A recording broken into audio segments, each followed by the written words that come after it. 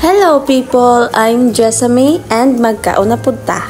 Naami diri karon sa Lighthouse Eat All You Can Buffet diri sa Gaisano, Valencia City.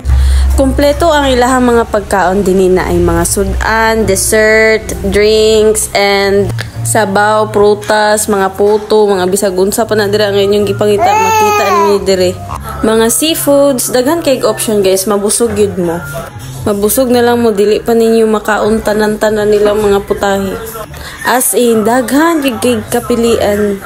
So, suggest na ko, kung mani mo diri, ayaw mo pamahaw, kay para daghan yun makaon para matilawan yung tanan nilang mga putahe.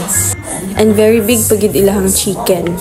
So, since buffet man, self-service ni diri, and nagkuha na ko og mga gusto na ko kanon. Wrong move pagid ko diri kay daghan na kay ako ang gikuha. Dapat di ay dapat pag buffet eat all you can, ginagmay lang a little bit of everything lang di ay dapat.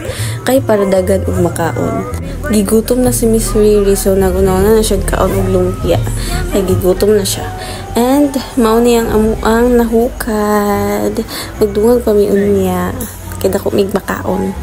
Ang ako di ay ganahan po sa aning place is nice ang iyang ambience and naa pa sila'y pa music nga relaxing. Mama's duty sa ta baby first.